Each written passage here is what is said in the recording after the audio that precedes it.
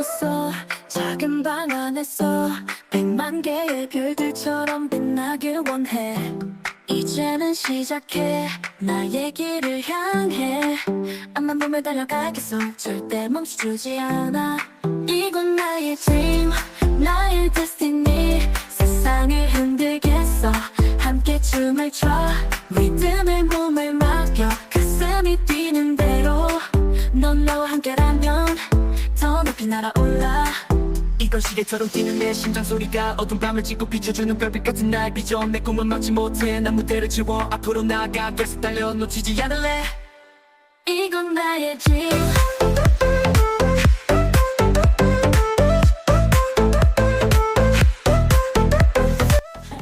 Assalamualaikum warahmatullahi wabarakatuh. Baik Pak, pada kesempatan kali ini saya melakukan sebuah wawancara kepada Bapak mengenai dilema etika, di mana nanti saya akan meminta Bapak untuk menceritakan salah satu kasus yang mana Bapak ini diposisikan untuk menyelesaikan kasus dilema etika. Nah, jadi dari kasus yang sudah Bapak ceritakan, ada beberapa pertanyaan yang saya ajukan Pak. Yang pertama, kira-kira selama ini bagaimana Bapak mengidentifikasi kasus-kasus yang merupakan dilema etika? Ya, baik, terima kasih sebelumnya. Masalah dilema etika ini sebenarnya bukan masalah yang asing bagi sekolah.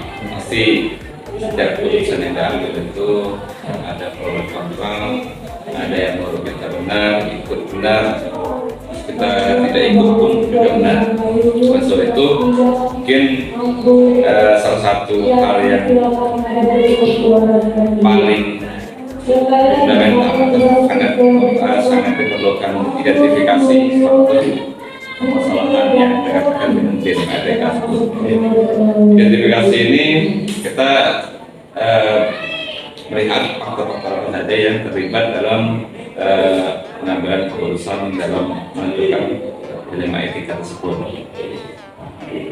Seperti pada tahun ini, peringatan HUT RI kali ini, pada tahun-tahun sebelumnya kita akan ikut gabung dengan desa. Konsekuensinya kita tidak mengadakan upacara di sekolah. Jadi pada tahun ini, ya, keputusan tersebut melalui pertemuan antara kedua desa, sehingga dua desa ini tidak lagi satu bergabung dalam melaksanakan upacara HUT RI, sedangkan kita sendiri yang netral di antara kedua desa tersebut, karena alasannya yaitu kedua desa siswa kita berasal dari desa kedua desa tersebut dan desa yang lain. Ya, apabila kita ikut pada satu desa, maka ini akan mengurangi rasa perhatian kita terhadap ini. Pada saat itu, identifikasi yang pertama dilakukan yaitu melihat seberapa kuat, seberapa mampukah kita untuk melaksanakan upacara secara mandiri. Mungkin itu yang terlibat yaitu usaha siswa, tugas upacara, yaitu azas kepentingan kita dan kepentingan dasar tidak harus dilakukan dengan baik, jangan sampai ada satu pihak yang tersinggung atau tersakiti. Baik Pak, jadi untuk pertanyaan selanjutnya Pak, jadi selama ini bagaimana Bapak menjalankan pengambilan keputusan di sekolah, terutama untuk kasus-kasus yang tadi Pak, karena ada dua penentuan yang sama-sama benar. Ya.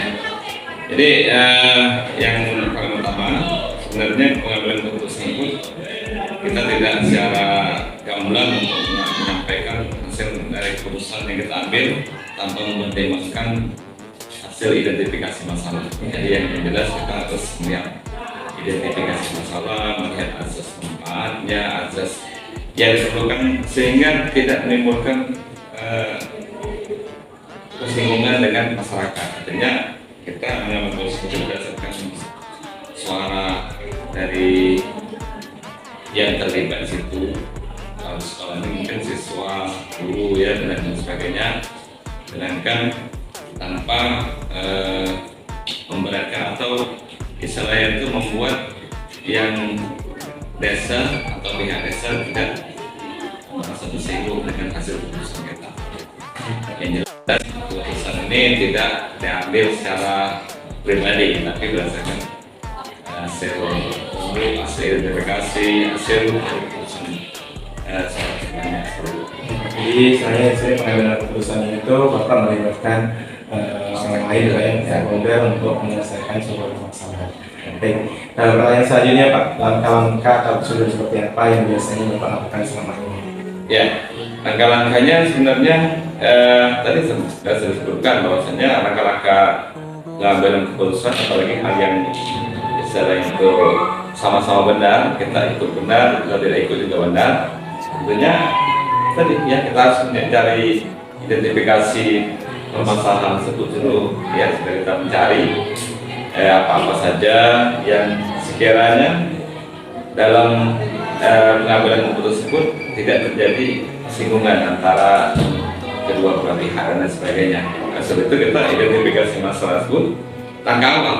Ya, setelah langkah awal kita melihat keduanya, mungkin kita melihat stakeholder yang terkait di situ, ya mereka cenderung memutuskan ke arah mana yang akan kita ambil. Sudah itu mungkin berdasarkan suara temannya, dari siswa, dari guru, dan itu setelah kita analisis dari permasalahan identifikasi dan sebagainya tadi, baru kita ambil suatu keputusan atau kesepakatan bersama. Untuk langkah itu yang pertama itu identifikasi sama dulu ya Pak ya. Kemudian menganalisis dan juga dia minta pendapat dari stakeholder dan yang terakhir itu berbentuk keputusan dari soal tadi. Baik Pak, yang selanjutnya hal-hal apa saja yang selama ini Pak anggap efektif dalam pengambilan keputusan pada kasus-kasus lain? Iya, jadi terima kasih. Jadi kadang-kadang kalau pengambilan keputusan yang dikatakan dalam etika ini mempunyai dampak yang sangat positif sekali. Contohnya, kalau misalnya kita ambil yang contoh yang lain pada saat kenaikan kelas, misalnya di sana seringkali kalau kita lihat dilema etika ini sangat banyak sekali kasus yang terjadi pada saat rapat kenaikan kelas. Contohnya yang perilaku anak tersebut baik, ya sering buat tugas tapi kehadirannya kurang. Sudah itu ada lagi yang kehadirannya sudah cukup tapi tidak pernah buat tugas dan lain sebagainya. Sehingga di sana sangat memerlukan sekali pertimbangan yang matang bagi sekolah untuk memutuskan tersebut. Di satu pihak memang kita ambil keputusan berdasarkan dokumen satu atau dokumen kurikulum, ya. Di satu pihak kita merasa apabila kita tidak meluluskan siswa atau tidak menaikkan siswa atau peserta tersebut, kita menghambat peserta tersebut untuk berhasil. Nah inilah yang diterima etika. Nah sebab itu tadi ya kita analisis masukan-masukan dari Bapak Ibu guru, selain kita melihat potensi anak tersebut apa bisa dengan sebagainya, barulah kita mengambil keputusan. Nah, dampak positifnya itu jadi ketika kita siswa sebut tamat dari sekolah atau sudah menjadi alumni dari sekolah yang lain dari sekolah kita, maka seringkali kami jumpakan di kehidupan masyarakat, anak tersebut yang kita binakan dan naik tersebut dia berterima kasih kepada kita karena katanya apabila sampai dengan titik waktu itu Bapak tidak memindahkan kami, tidak memindahkan saya ke tempat sekolah lain, mungkin pada saat itu saya tidak sekolah lagi, berhenti ya, karena tadi ya karena mungkin faktor dari sekolah yang jauh dan sebagainya kan. Nah seperti itu kami rasa keputusan yang seperti ini sangat baik sekali untuk asas sosialnya, untuk sosial kegiatan sosial kan. Maksudnya kita membantu siswa yang tentuan sekolah juga tidak merasa keberatan dengan adanya kenaikan besar tersebut. Yang selanjutnya hal-hal apa saja yang selama ini merupakan tantangan dalam mengambil keputusan seperti itu? Ya, yang menjadi tantangan hambatan dalam pengambilan keputusan dalam etika ini sebenarnya kalau dilihat secara sekilas ini tidak terlalu berat hambatan-hambatan yang dihadapi dalam pengambilan keputusan tentang ilmu etika. Tapi samping itu memang ada hambatan-hambatan yang merupakan faktor membuat kita untuk berpikir dua kali ya untuk pengambilan keputusan tersebut. Misalnya pada saat ini pelaksanaan upacara bendera HUT RI tahun ini, tentunya ini faktor yang paling hambat dalam pengambilan keputusan tersebut, yaitu ketika kita melihat bahwasanya kepentingan kita ke sekolah ini berada di lingkungan desa, salah satu desa yang mengadakan upacara peringatan HUT tersebut. Berarti kalau kita termasuk dalam wilayah desa tersebut, termasuk kita di pimpinan tertingginya adalah kepala desa. Tapi di lain pihak kita juga punya satu pendirian bahwasanya kita ikut pemerintah provinsi dalam hal ini Sumatera Selatan, di bawah naungan dinas pendidikan. Kita juga harus berhak untuk melaksanakan upacara HUT RI. Sementara bisa mengajak kita untuk bergabung seperti itu. Jadi ini sebenarnya tantangannya itu ketika kita mengambil keputusan istilahnya itu pertimbangannya itu asas kepentingan bersama.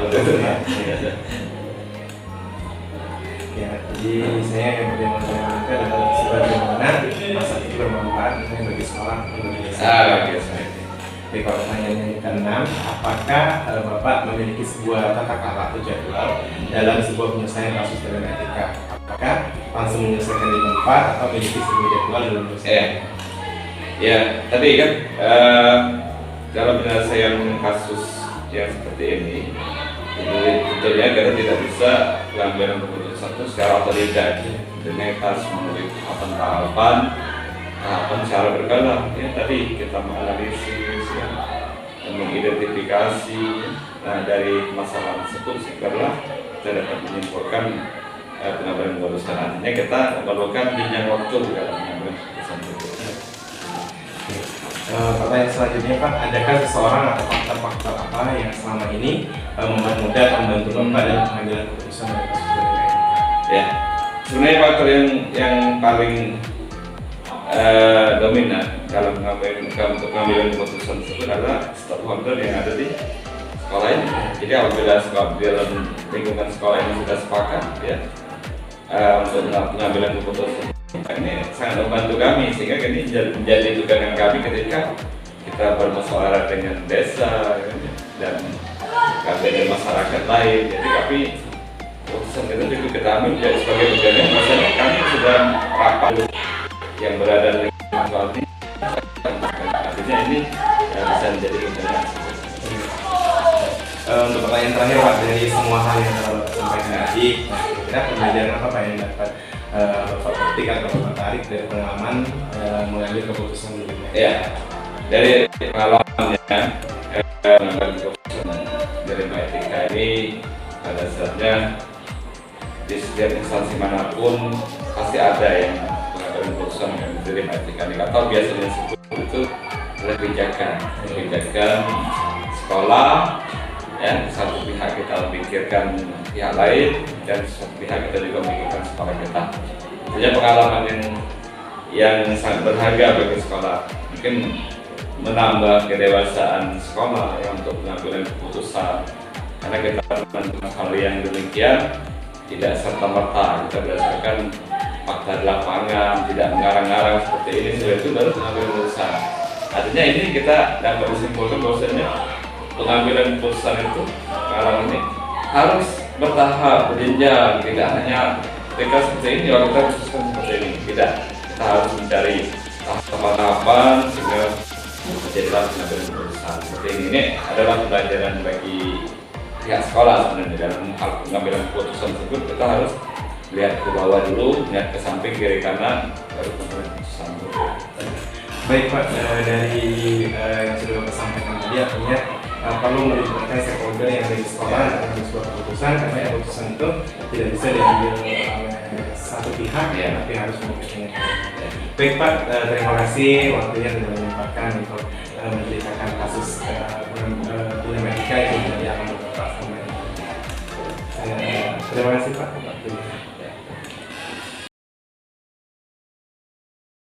하나씩 서로 다가가며 한 걸음씩 더 깊이 들어가며 우리 둘이 느끼는 이 순간 한 번에 서로를 알아가며 지금부터 시작해보자. Gimana kabarnya hari ini? Alhamdulillah luar biasa ceria. Baik Bu, terima kasih sudah memberikan kesempatan kepada saya hari ini untuk mewawancara Ibu mengenai saya sebenarnya. Jadi saya sedang menjalankan yang namanya calon guru penggerak angkatan 10 dan saya di sini akan mewawancarai beberapa kepala sekolah untuk memetik sebuah permasalahan dalam tema pendidikan.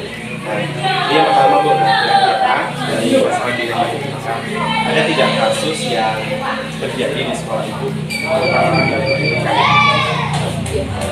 Dilema etika di sekolah sebenarnya banyak ya. Tapi salah satu yang bisa saya petik di TK itu dilema siswa ya. Kadang siswa terlalu aktif, terus dilemanya wali siswa ya, karena wali siswa itu terlalu banyak tuntutan untuk sekolah. Jadi tuntutannya itu dia mereka pengennya si anaknya itu bisa baca dan tulis. Itu dilema sekali sih untuk guru TK. Jadi bisa ditarik kesimpulannya kalau sebenarnya dilema etika ini antara kita harus mengikuti peraturan bahwa di TK itu belum saatnya murid itu bisa harus baca dan tulis, tapi di satu sisi dilema itu orang tua menuntut agar anak itu bisa membaca dan tulis. Nah, kira-kira dari kasus yang tadi Bu ya, ini ada beberapa pertanyaan yang harus saya tanyakan kepada Ibu. Yang selama ini bagaimana nih Ibu dapat mendeteksi kasus-kasus yang merupakan dilema etika? Ini Pak ya, bagaimana caranya mengidentifikasi kasus itu? Karena orang tua itu saya mengidentifikasinya dari lapangan Pak ya. Jadi kebanyakan itu di lapangan wali siswa itu menuntut tadi baca dan tulis, dia banyak ngomong di luar sih Pak. Kita mengidentifikasinya ya, banyak ngomong di luar. Anak saya sekolah di TK itu dia nggak bisa apa-apa, biasanya cuma nyanyi, cuma main kan kayak gitu. Jadi kita banyaknya omongan masyarakat dari masyarakat di luar itu kan. Jadi itu masyarakat di luar mengatakan kalau sekolah di yang si A ini nggak bisa apa-apa gitu kan, sekolah si B itu bisa gitu. Jadi dari situ. Jadi identifikasi masalah itu didapatkan dari keluhan Bu ya. Ya, dari keluhan. Selanjutnya Bu ya, yang kedua, selama ini bagaimana Ibu menjalankan pengambilan keputusan di sekolah ini, terutama untuk kasus-kasus yang mana ada dua kepentingan tadi yang sama-sama berjalan. Jadi misalnya tadi ada kasus yang tadi Bu ya. Kira-kira cara pengambilan keputusan Cara pengambilan keputusannya mungkin kita adakan yang namanya kelas orang tua. Jadi kita kasih jadwal untuk kelas orang tua ya, kita kumpulkan orang tua ke siswa. Setelah itu kita kasih arahan, kasih penjelasan bahwasannya anak di TK itu tidak harus baca dan tulis di TK-nya, karena di TK itu banyak pembelajarannya kita belajar sambil bermain ya. Tidak dituntut harus bisa baca dan tulis ya. Lanjut Bu ya, pertanyaan ketiga, langkah-langkah atau prosedur seperti apa yang biasanya Ibu lakukan selama ini? Langkah-langkahnya yang pertama tadi ya, kita jadwalkan kelas dari orang tua tadi ya, kita jadwalkan mungkin 1 bulan sekali kita adakan kelas orang tua. Jadi orang tua dan anak bisa belajar sama-sama, jadi jangan hanya dibebankan kepada kami seorang guru, Jadi orang tua itu harus ambil inilah bagian ya untuk membentuk fondasi dari anak itu sendiri. Selanjutnya Bu ya, untuk pertanyaan nomor 4, hal-hal apa saja yang selama ini Ibu anggap efektif dalam pengambilan keputusan pada kasus-kasus pidana? Hal yang efektif sebenarnya kita tadi apa tadi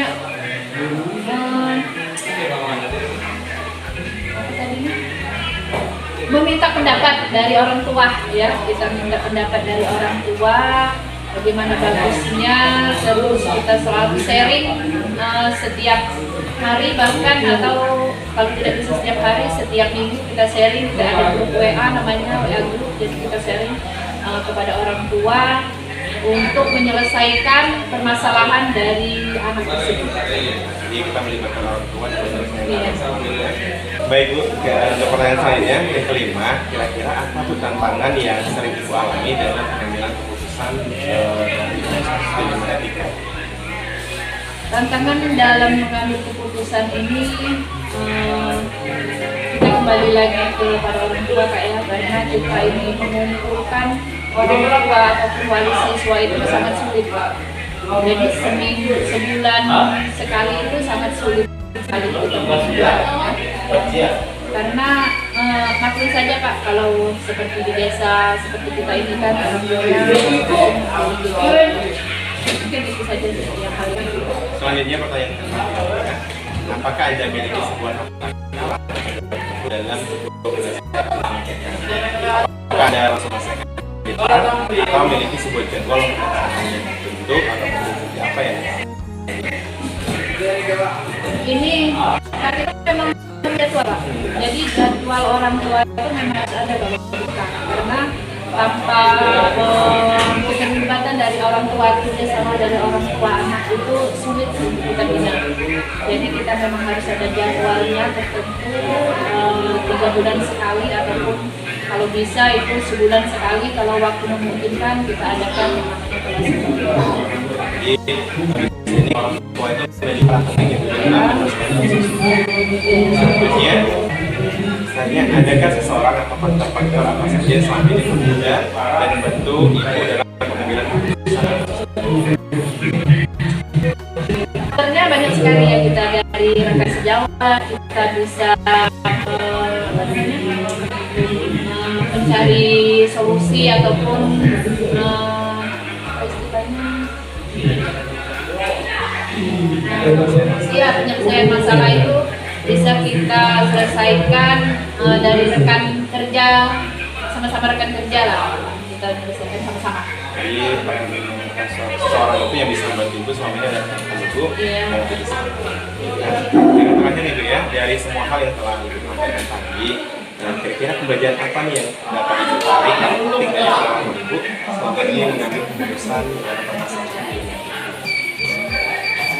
Pelajarannya itu tadi Pak, kita terkadang balik lagi ke orang tua, kita mengarahkan anaknya seperti ini, orang tua tetap menolak itu anaknya itu harus baca tulis pada saat ya.